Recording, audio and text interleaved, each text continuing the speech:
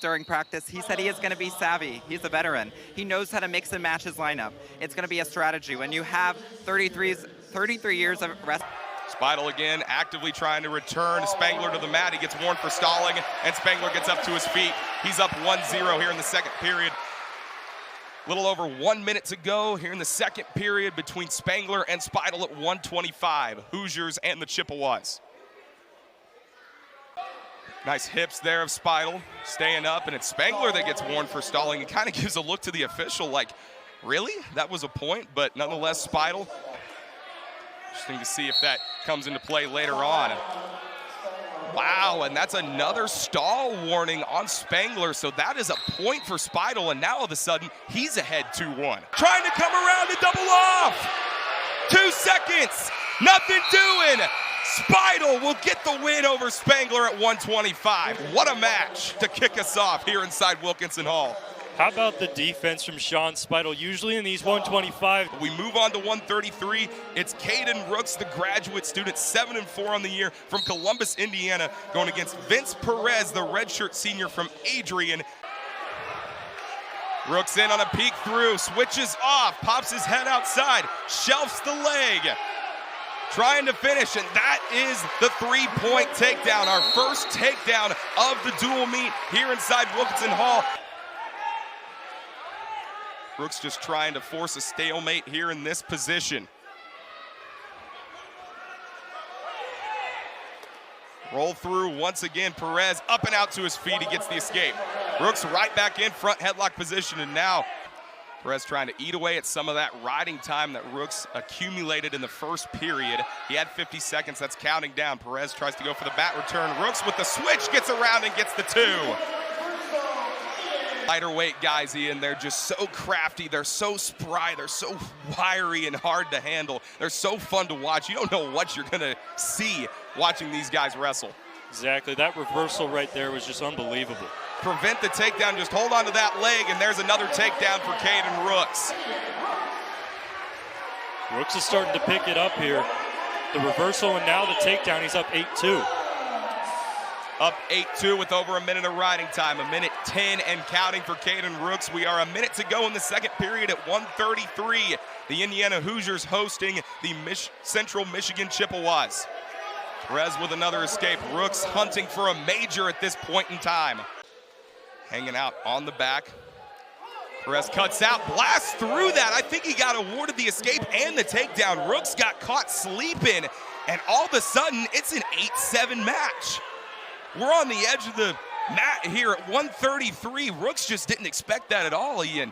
How about that from the Chippewa, Ian? Back against the wall, down by 5 points with the riding time making it 6 points. And Perez gets the escape, gets the takedown, gets the turn, and wins 11-8. And just like that, Ryan Costello to break down Dan Fongaro, who will be wrestling at 141 for the Indiana.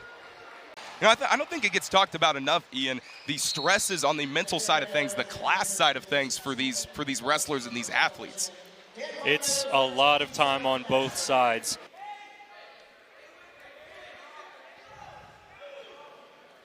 Running time was a critical thing that Angel Escobedo talked about, that this team really needed to get better at. He really wanted to see improvement. He said, Fongaro trying to circle around, just powering the leg up, trying to double off. Got the takedown, and he's getting swipes. 3 for Fongaro. What a turnaround. He's getting more. The swipes and the pin, the trifecta. Look at this. It's Merritt that just lost his balance there as Fongaro was powering the leg up and just unable to get away. Kind of an awkward position for Merritt, trying to work around, and then Fongaro keeping the legs, not just satisfied with the decision win. Those bonus point victories, Angel Escobedo talked about him, critical. He gets the major decision versus Princeton for the win. This time versus Central Michigan, he gets the fall. 4 swipes for Fongaro. He's looking for the pin. Merritt is in trouble. Wilkinson all on their feet. There's the fall. How about that from Dan Fongaro? Low scoring affair through the first 2 periods, and then in that late third. We move on to 149. It is the 3-1 graduate student from Columbus, Indiana, Graham Rooks, who's in immediately on a shot, in on a single, trying to shelf the leg. He's number 13 in the country. Strong showing. Rooks goes in on a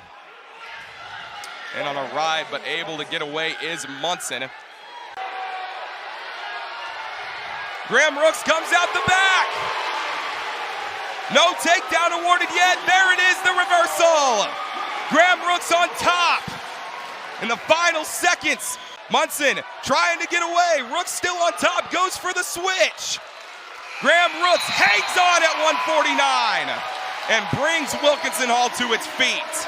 One bit after the review, Rooks was able to hold down Munson, keep his 1-point lead, and now the Hoosiers up 9-6 in the meet. Trailing. Ride time almost fully locked up for Lovett. He'd be ahead 2-0. A takedown would win it for Bolivar. He's got to work in. Great defense from Bolivar. 6 seconds left. And just like that, Johnny Lovett gets the win for Central Michigan. Lovett gets Central Michigan back on the board, and we will head into intermission 9-9, knotted up with 5 matches to go. Ian, we knew it was going to be a good matchup. Attacking offensively, and they're playing strong defense when they need to. And that's what Coach Borelli talked about, was improving defense and hand fighting. So if the Chippewas keep their defense on, their offense is going to come naturally. His first action this season, and it would be a great confidence booster and just really impressive if he's able to come out and get a win over such a quality wrestler. But Gilcher in on the inside trip, and he gets the takedown early in the first period. You know, there's so many still shots of him from last year, just athletic and impressive, explosive mat returns that just thunder opponents. And really, Swiderski, impressive job, able to get away. Heart of the weight classes right here. So we end the first period. Gilcher with a 2-point advantage over Tyler Swiderski. The Chippewas and the Hoosiers knotted up 9 apiece on the team's scoreboard. First bout out of the 10-minute intermission, 165. Gilcher gets back up to his feet, and he's got a 3-point lead over Swiderski. And sometimes they can switch the momentum of a match. They get the crowd into it. It's an exciting play. Central Michigan 0-3 on the year. They lost to number 21 Oklahoma. As Swiderski gets back to his feet, it's a 4-2 match with 1:20 to go at 165. Short time for Tyler Swiderski. He's got to go. And Gilcher with the takedown, able to get around and collect the 3 points, and that will seal it. Just like that, Derek Gilcher comes in clutch for his team. Feel it now as we head into my match of the day. So it was Swiderski that went for the throw there. Gilcher able to keep his hips down, go around. On the other hand, Alex Cramer, a transfer from Old Dominion, went 14-2 in dual meets. He's ranked number 18 in the weight class, a MAC champion last year at 174. And huge body lock. Cramer gets put on his back. Near fall points. Washington hunting for the ball. Brings Wilkinson to his feet. Cramer landed hard. Washington went inside, locked around the body. It's exactly what he likes to do. That's how he gets most of those big takedowns and just kind of survive and hold out. You mentioned it exactly right, Ian. Some of the strategy for these wrestlers is to really weather the early storm of Washington. And if they can be there in the third period, both wrestlers taking some deep breaths. As I mentioned, Alex Cramer last year in NCAA qualifier, he went 1-2. Had an 18-match win streak heading into the NCAAs, 11 bonus point victories. As for DJ Washington, went to Portage High School, 2-time IHSAA state placer. For Alex Cramer, he got third at Super 32. DJ Washington trying to climb the tree and come out the back. He gets the 3 points. if anything, I think Washington was using that as time to catch his breath for a little bit. So Cramer gets the escape. It's a 7-point match in favor of DJ Washington. Washington with a minute 36 of riding time. Cramer with some hard collar ties, some hard snap downs. He's in on a underhook. DJ Washington posting on the head. DJ Washington got second at 86 kilograms in freestyle at the U23 World Team Trials. And the match is stopped as we go out of bounds. Washington kind of took a little bit of a tumble. It was 1 point awarded to DJ Washington. It was a legal hold called on Cramer. Washington with a blast double. collects both legs and gets the takedown. Huge for the Hoosier. As time runs out here in the third period, we go out of bounds, and that might just do it. The wrestler that Washington is beating right now is the number 18 wrestler in the weight class in the nation. Right, number 10 versus number 18. Top 20 matchup here inside Wilkinson Hall, the second one of the day. What a showing for DJ Washington as he's won 2 straight now for his team. He's perfect 3-0 on the year.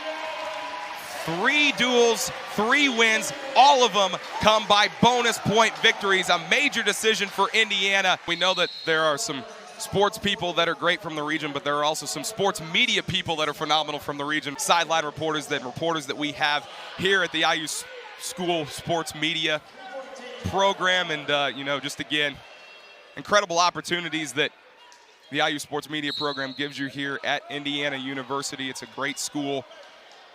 Get opportunities like this as we now head into 184. Roman Rogotzke versus Cody Brenner, the 4-5 redshirt sophomore. Rogotzke, the 8-4 redshirt sophomore.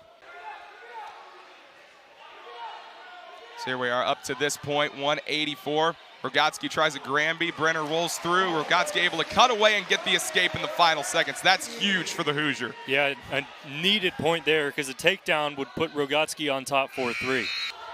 Brenner comes out from behind. Trying to keep Rogotzke in and collapse the hip. Get the takedown on the edge of the mat. Dangerous position. Almost got it. Rogotzke hunting for the ankle.